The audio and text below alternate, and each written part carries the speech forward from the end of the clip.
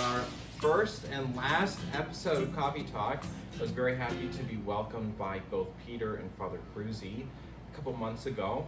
And you know, this summer has been taking a lot of different turns with hospital ministry stuff here and just some other projects and stuff. So happy to be with you, and this is a nice goodbye as well. I've had the pleasure of meeting many of you at different functions this summer, and it's been a great pleasure to be here.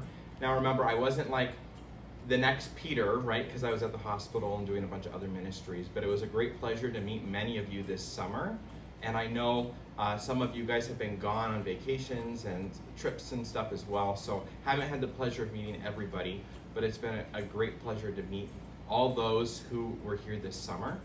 And just reflecting on this parish in reference to all the other parishes I've been to, you have a lot of wonderful things going on here, and Waterloo is a great town. So you have a bunch of great qualities, and you have a wonderful pastor. Father Tony has been a great mentor for me this summer, and I've really gotten to know a different level of ministry that I haven't seen in the past. So nice to get to know different styles and stuff as I hopefully, God willing, get ordained in 2 years and will develop my own style a little bit, which is a little flavor of all the different priests I've had the encounters of knowing throughout the years.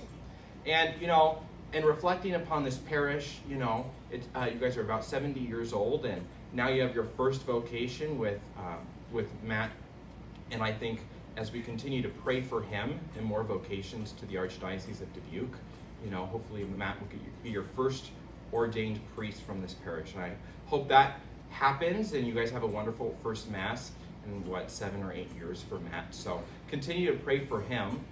And when I was reflect upon my own vocation, and many of you might hear that story if you come on Tuesday. We'll have a vocation holy hour at 4:30 on Tuesday before the 5:30 Mass, and then any people who want to come visit for the last segment of the Divine Mercy study, you are more than welcome to attend. We're going to be watching the last 2 episodes, give you a really good flavor of what Divine Mercy is, and if you want, you can watch the rest of the episodes on forum.org, which the parish has the link. So if you can talk to Maggie about that, she'd be more than happy to help you get the link for that. And then you can watch the other 8 episodes in the 10-episode series of Divine Mercy with Father Michael Gately. So that's what we've been doing this summer here at the parish on Tuesdays after the 5:30 Mass. So you're more than welcome to pray for vocations, including Matt, at 4:30. We'll do a holy hour. Then we'll be followed by Mass and then the Divine Mercy study. You can come for all or part or whatever you want. So happy to have you with that. So as we reflect upon vocations and the need for more priests in the Archdiocese of Dubuque, one thing that I have always thought to be very fruitful is looking at theologians and their vocation stories. And one thing I typically give people as they pray for vocations is a little vocation holy card that I give out. And I put on the back a prayer, or more of a theological reflection by one of my favorite theologians, Hans Urs von Balthasar, which is a Swiss theologian. And this is what he says about his own vocation. You have nothing to choose. You are called. You will not serve. Another will use you. You have no plans to make. You're only a small little tile in a mosaic that has long been made ready. I needed only to leave everything and follow, without making plans, without wishes or ideas. I needed only to stand there and wait and see what I would be used for. And so it happened. I think it's really important to, when reflecting upon one's vocation, to remember that we are only a small tile in a mosaic that has been made ready. And you know, we all have these reflections upon what it means to be a Christian. And one of the most beautiful things you have in your own parish is a beautiful mosaic.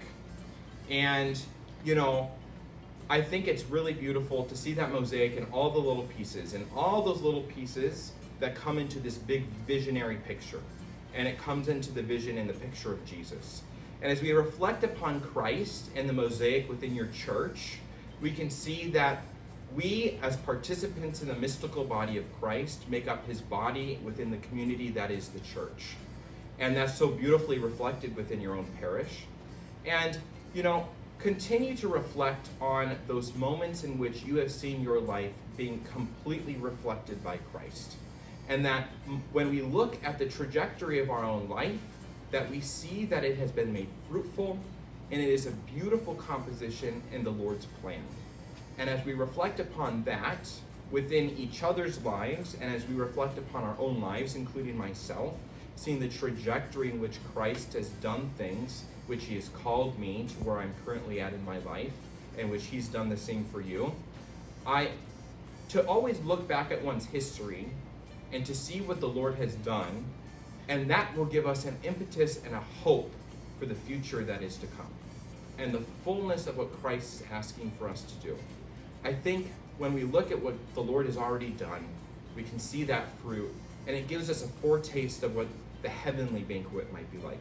Now, as I leave this parish, it's been a great pleasure to meet all of you and to see your own flavor of Catholicism, and it's been a great education for myself. However, I don't think I've been fully enculturated or experienced the fullness of your parish yet. I've heard long-awaited stories about seeing the penny and the mosaics in the sanctuary. So if someone this weekend can show me the penny and the mosaic, I think I'd get more of the full experience here of Blessed Sacrament. So as we depart, hopefully we can finish this experience, but continue to pray for me, for Peter, for Matt, and for all the other vocations that the church desperately needs to continue the mission of the church so we can better minister to you and accompany you on the journey.